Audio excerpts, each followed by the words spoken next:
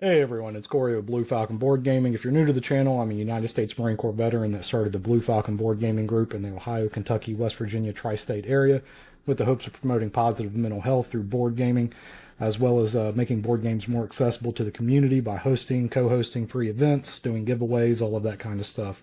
Today I have Jared and Mari with me from The Broken Seal. Welcome y'all. Hello. Nice to meet So y'all. Yeah. So you guys want to go into, a little bit about yourselves, maybe who you are outside of the board game world?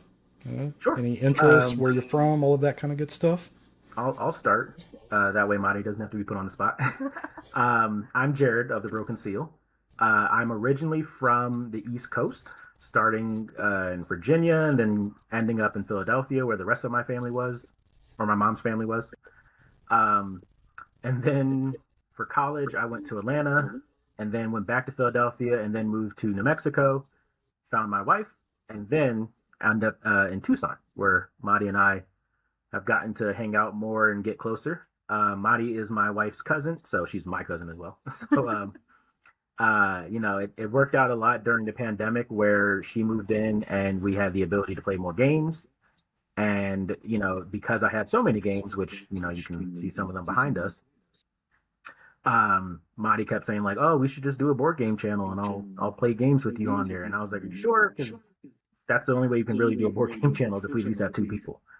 And she said yes. So we've been doing this now since about 2020, end of 2020. And in that time, I've had a child and lost my hair.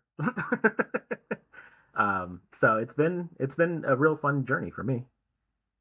And then outside of that, I obviously love board games. I also love D&D.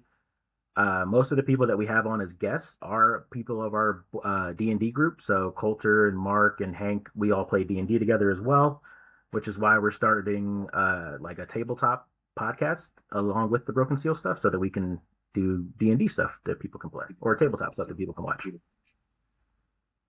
So I'm Madi. I'm originally from here in Arizona. I moved around a lot as a kid.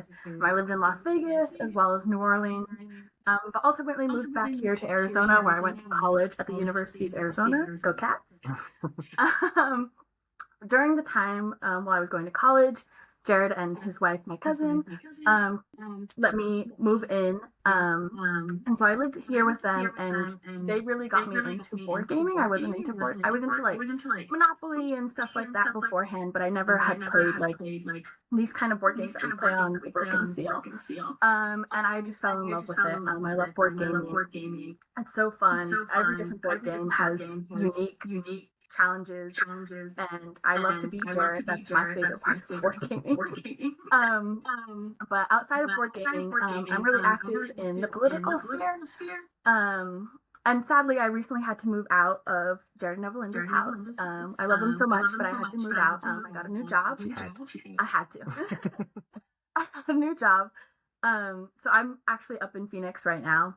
I still come down often to see my niece, hang out with my cousins. But yeah, that's a little bit about me. We can't hear you. Say it again, Corey. Can you hear me now? Yes. Yes. There we go. Hey. So how did you guys decide on the name of the channel, The Broken Seal? Is there any cool So backstory behind that, or? it's a funny, well, it's an ironic backstory. I'll put it that. So I was doing a tabletop role playing campaign for my wife and some of our friends, and it was online. And I had gotten really excited about it. I made up a whole world for it and all this other stuff. And I had an artist commission a logo for us. And I just wanted the three pillars of tabletop role playing, so like combat, exploration, and the social aspect. And so I had him do three different ones, and I thought it'd be really cool if it looked like it was like a sigil or something that like had dropped, and so it was like kind of cracked and it was old. And so he drew it. I really liked it. And then, about a year and a half, 2 years later, when we decided to start the channel, I was like, I'm not going to pay another artist to do a logo. We'll use this, and then we'll have to figure out the name of the channel around whatever this is. And so I workshopped a couple of different names and then looked online. Um, at the time, Broken Token was a big thing for the inserts, like the organizers. So I was worried that that would steal a lot of traffic from us. But I went with Broken Seal because it looked the most like the logo. that we had.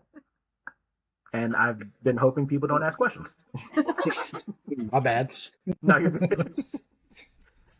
So, how did you get into gaming, Jared? Mari kind of said that you got her into it and everything. What was your entry point into it? So when I was a young kid, a young boy, we played a lot of board games. Well, my mom and my brother would play games with me, but it was like the old school ones like Monopoly, Clue.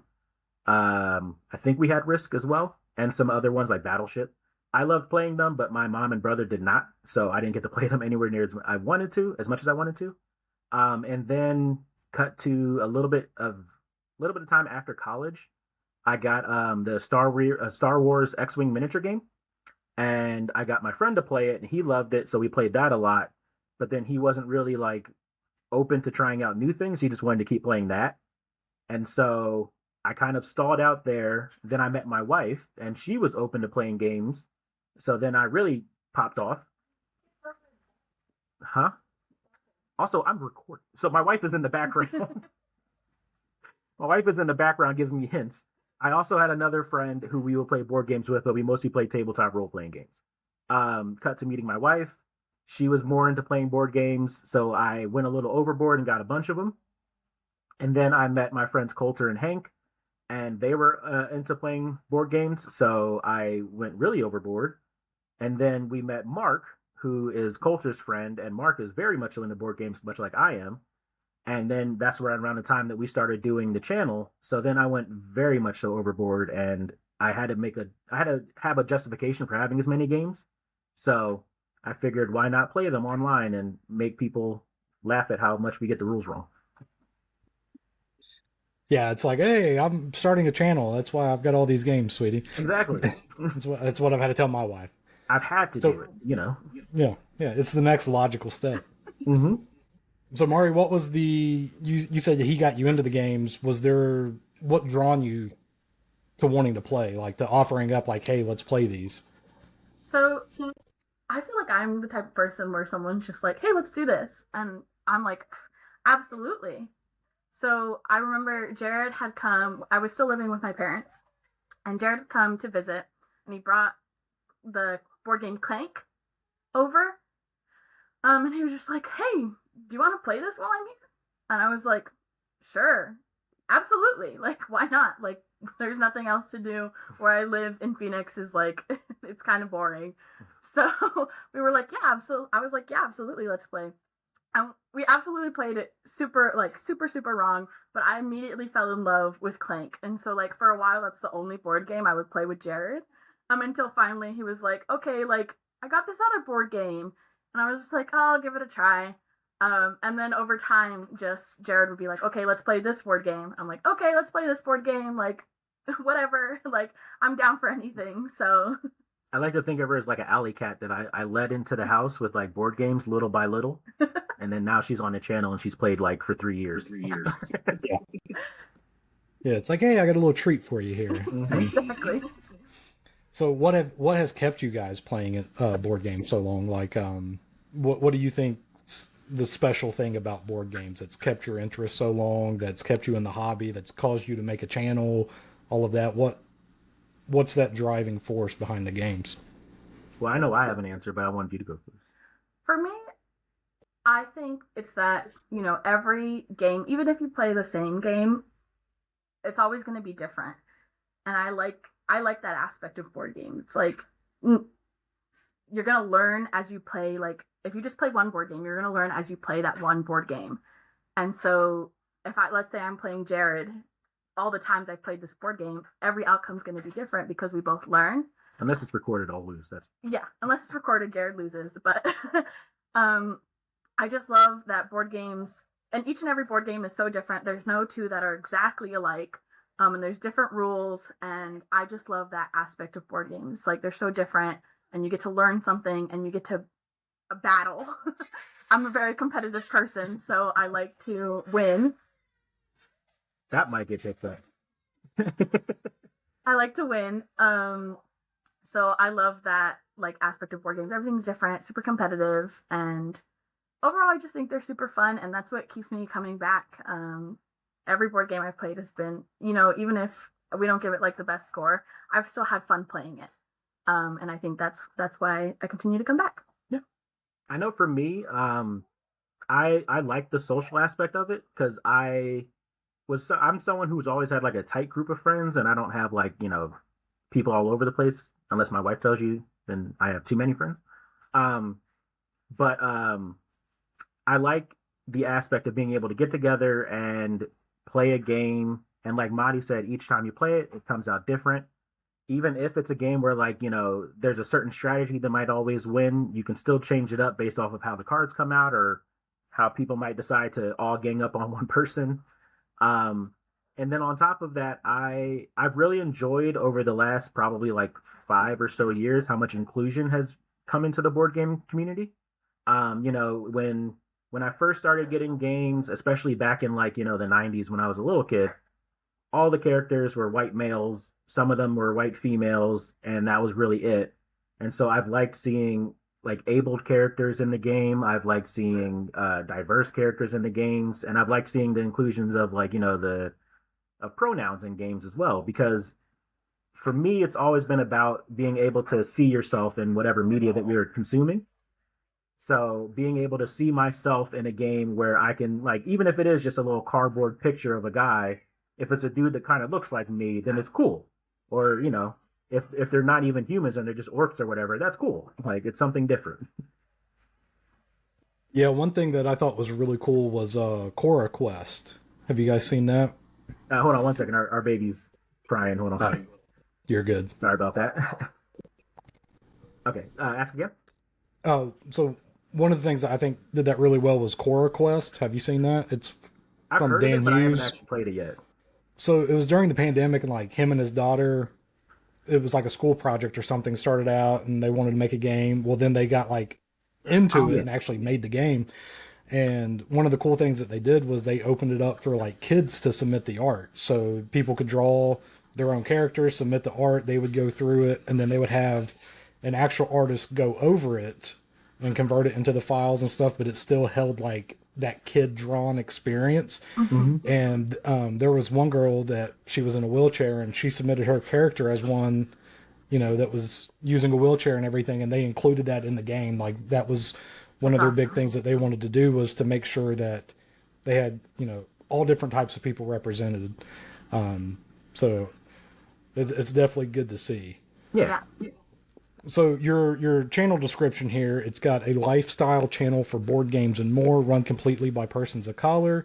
Plan on releasing board games, let's play, as well as realistic first session games, where we show some of the mistakes that can happen before you have the rules down. So what's kind of like, that kind of seems like your mission statement, but what do you other than just a few sentences there, what do you want the channel to do? Like, I know for me, and I'm pretty sure Madi as well, I just don't want to speak for her. For me, one of the main reasons why I wanted to do it was, again, the diversity of the community. Because when I got really big into board gaming, I went online and I looked at Sit Up and Shut Down.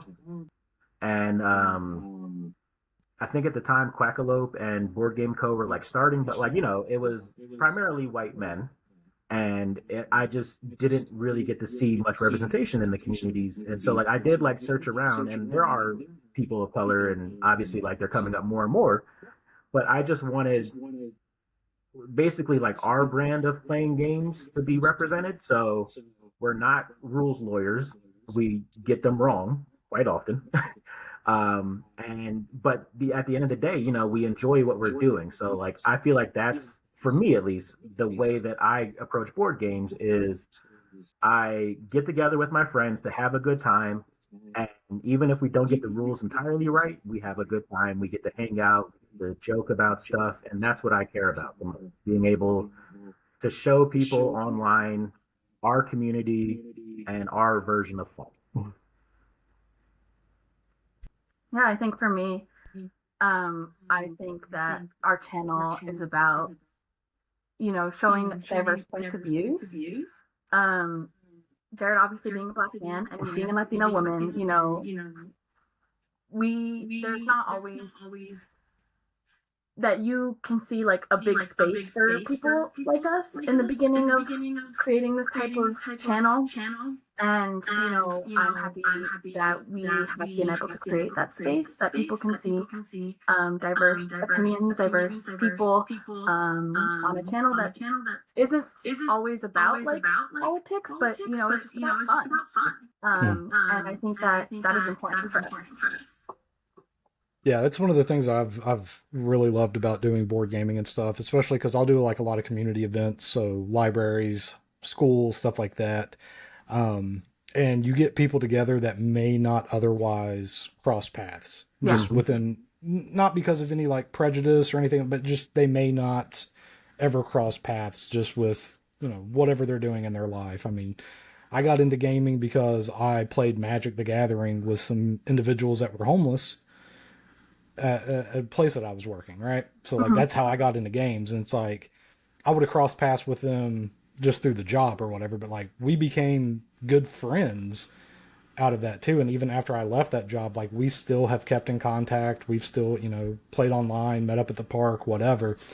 But you'll get people showing up at the bookstore for Friday nights, game nights at Cicada, and you've got like people that you can assume are probably in extreme poverty, but also you've got doctors showing up to play. And it's like, they would have never had like a social meshing or anything. It would have been more like a, provider client type relationship versus now it's like, hey, we're on the same level. Yeah, exactly. You all get to play a game together. Which is funny too, because my wife and I, it's funny you mentioned Magic. Our first date, when we met, she came up to where I was staying, and we played Magic the Gathering until 2 a.m. Oh, put a ring on it. That was the moment, right? You're like, yep. All right. So you guys just hit over 1,000 subscribers on YouTube. So that's a big milestone. You've also, it looks like you've got like a members only section. So can you tell me a little bit about that? What's the members only section look like? It sounds all scandalous when it's members only. So we came out with a Patreon, I think maybe like half a year to a year ago, which the YouTube membership is essentially the same thing. But it was a way for people to get content that wasn't, going to mess up the algorithm for searching. Because like with YouTube, as we've been doing this, you have to get like diverse content, and you have to get like more like recent releases and stuff like that. So a lot of our games that we play are trying to get newer stuff played so we can get it out so that we can get people to come to the channel and then get more engagement. The members only stuff is more of our like long form stuff. So we played all of Aeon's End, and that's on there. We have a lot of other games that we've only played for the members. And also for our game nights, because they're so long, like we get together with our friends and we play for like 2 to 3 hours. And, not all of that is actual board game stuff. A lot of it is just us talking and making jokes. And so the members version of it will be all the jokes are in there as long as they're okay. All the jokes make it in there. All of the like rules questions that we might have usually go in there, unless it's like something that's major. If it's something that we've already talked about, then I usually cut it out for the public channel videos. But it's basically just some behind the scenes content and more of our humor, if you really like it. Gotcha. So so the whole reason that we're doing the interview right now too is because you all were selected as one of the content creators for the Stonemaier Charity Auction. So if people are unaware of what that is, they have done that. Stonemaier Games has done a charity auction since 2013, and they'll list, or they pick 10 content creators that they think people should know about. So they typically try to pick some of the smaller people, or people that, they've got around that 4K, 5K, but they really think that, people should be seeing their content more, that Jamie thinks that, hey, this stuff is worthy. People should be watching it, everything else. And they've donated, let me look at the numbers here, $121,000 to 95 different charities since they've started. So whenever they pick a content creator, that content creator then picks a charity that they want it to go to. And then Stonemaier Games posts a little package on Board Game Geek, and you basically comment on it with your bid, and then Stonemaier will match that bid, and then they'll send all of that to that charity. So how do you think that they came across your channel? Do you interact with like Jamie's weekly lives a lot, or do you think he just stumbled across you all and was like, "Oh, this is awesome"? Like, So we have you a know, rare opportunity to actually, like, I know exactly how he came across us. Um, we, I don't know what the video was, but he was sent some of our content, and he emailed us through our Gmail account and said like, hey, like I saw your guys' content, and I really enjoyed it, and I wanted he sent us some gift cards so that we could get games off of the Stonemaier website, and then like basically he would sponsor us to play some games, and that if we wanted to, we could join up with their content creator program, where like they would send out games for reviews or just to have more coverage on. And so I got like, because as a young boy, or I'm a young boy, I'm 30, as a man who just started a YouTube channel and didn't expect to get to like someone like Jamie Stegmaier, I was really like amazed and really excited. So that's when I found out that he did his own like board game content, and he played games and posted blogs and all that stuff. So I immediately started following all that stuff. We had like a special Stonemaier September thing that we were doing before our house collapsed. That was a whole other story. But we did all of that, and then he reached out to us, in the last 2-3 months, I think, where he asked us to be a part of the auction, and I was, again, like really excited that he liked our content enough to want us to be a part of this, and then by turn get all of our content out to more people. awesome. So yeah, so what charity did you all decide to pick and go with?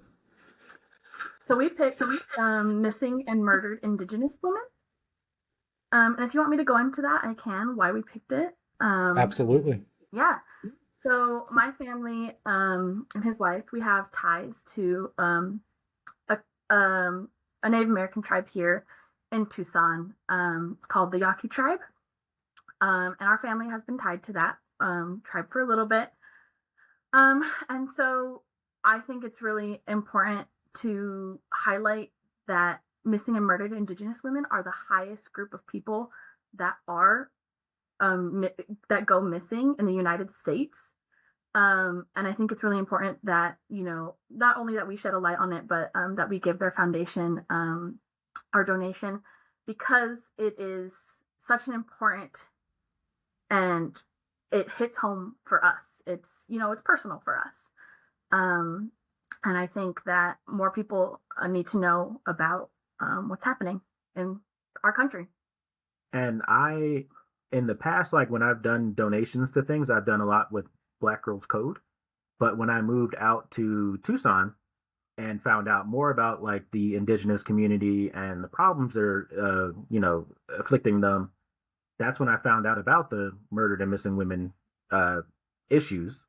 And so that for me was a way of, like, when we backed it for this, it was a way of making sure that other people start to learn about it. Because I feel like, especially with a lot of America, like the native populations don't get spoken about as much because, like we hear about the reservations or, whatever else, but then that's really it. And so like coming from the East Coast, I knew of Native people, but like I didn't know anything about the missing, murdered Indigenous women issues.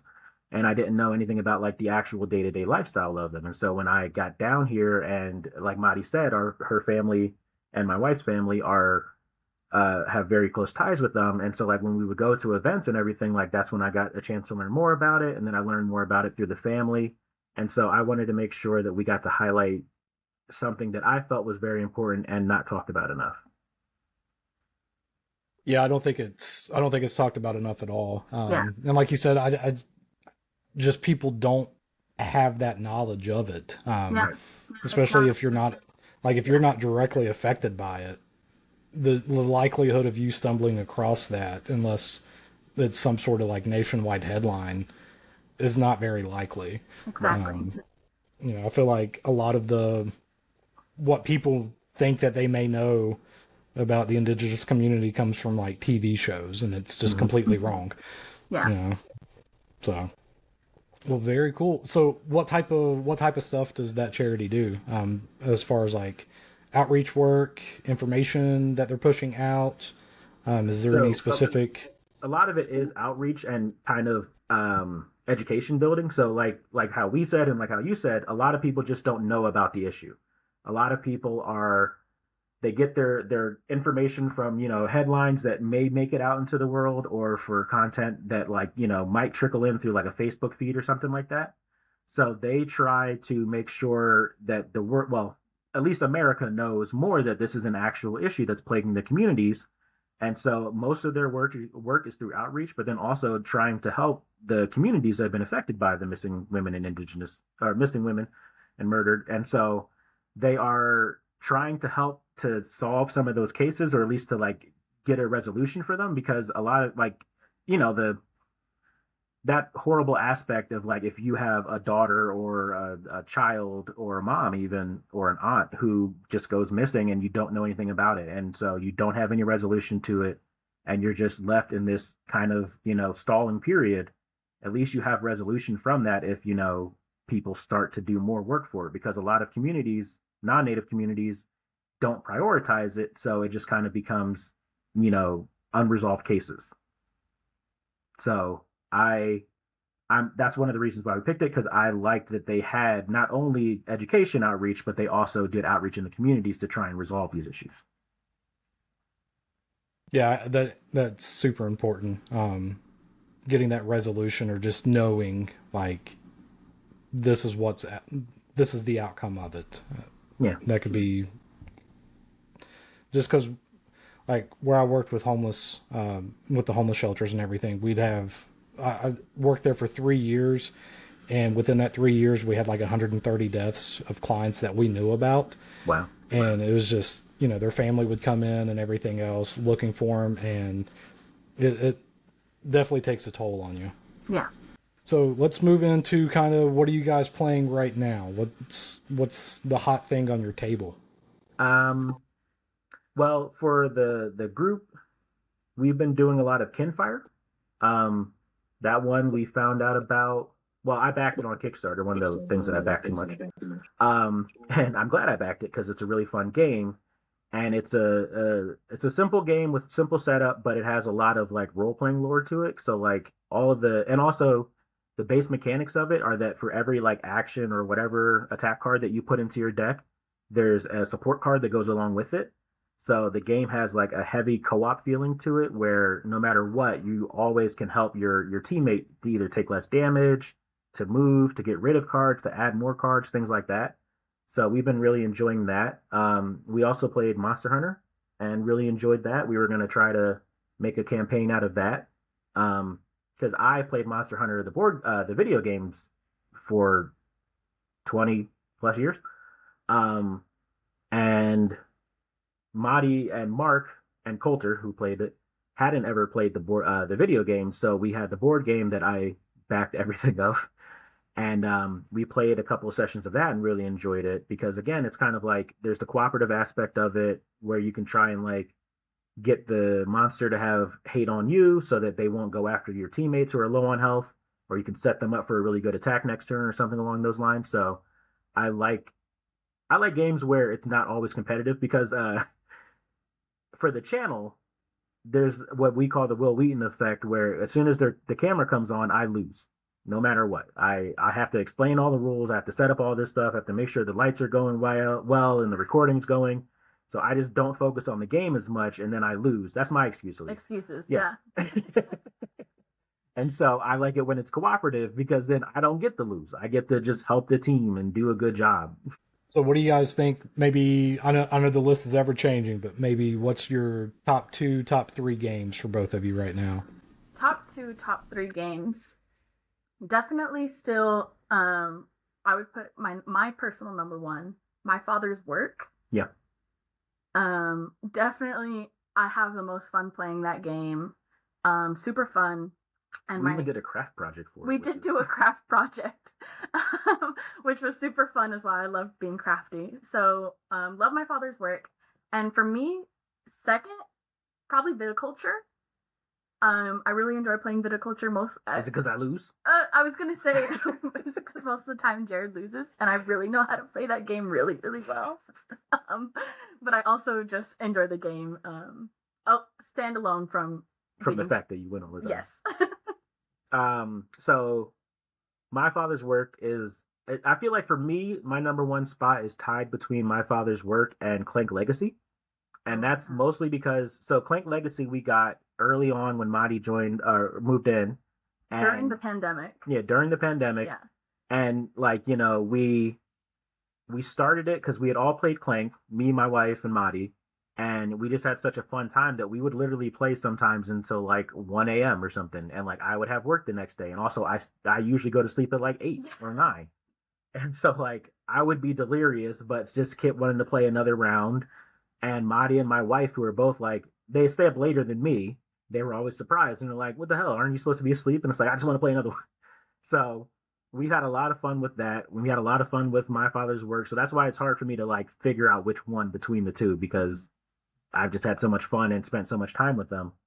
And then I would say after that, there's a game that Mark and I played called Fit to Print, where you're just trying to make a newspaper that like you have a Friday edition, a Saturday edition, and a Sunday edition, and each round is timed, and you have to get tiles to make out your layout, and there's rules for all that. For whatever reason, Mark and I love it, and we want everyone to play it. So I'm going to mention it here because it's a fun game. Yeah, I think my two probably right now would be Scythe. Scythe is always going to be my number one.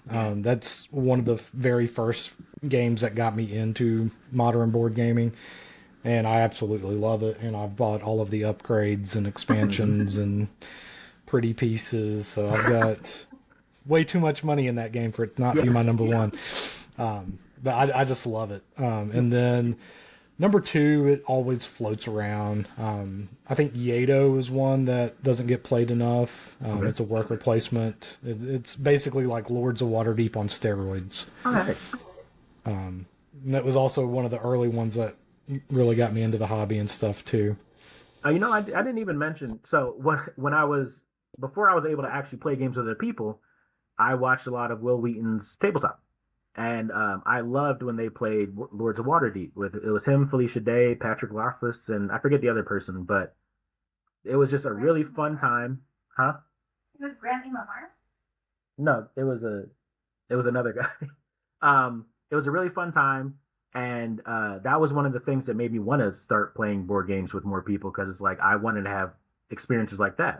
But like you said, Lords of Waterdeep is just a really fun game. We played a lot. Yeah, I like it. The app is super good too. If you just need to get that Lords of Waterdeep scratch in, just get the app. You can knock out a game in like 8 minutes. Mm-hmm. It's great. All right, so we're coming up on the 30-minute mark here. Do you guys want to plug all your social media channels or all your handles? Sure. So I'll be the bad host because I don't know them off the top of my head. But we are on Instagram as I'm pretty sure. Let's look it up. I think it's Broken the Seal is. Yeah. So we had to get creative with our handles because a lot of people had the ones that we already wanted to use. So here we go.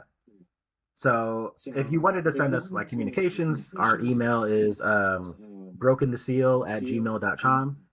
And then we have a Instagram, which is Broken the Seal is. And we have a TikTok, but I'm not good at TikTok because I'm an old man.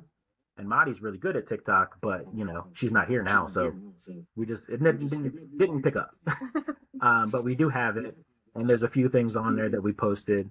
Instagram is really where we do primarily most of our like outside posting. That and our YouTube channel, we post community updates. We have polls where people can vote on what game we play. And then if you're on Patreon or our YouTube membership, you get an exclusive poll for what game we play for the channel for that month. And also you'll get to have input for games that we do longer versions of. So like when we did Aeon's End, things like that. People who are members can sway the vote, basically. Gotcha. Well, I appreciate you all doing this. It's been a few months since I've been able to do an interview just due to lack of internet. So it feels good to get the rust busted off the gears here. Thank you so much It's for been really having fun. us.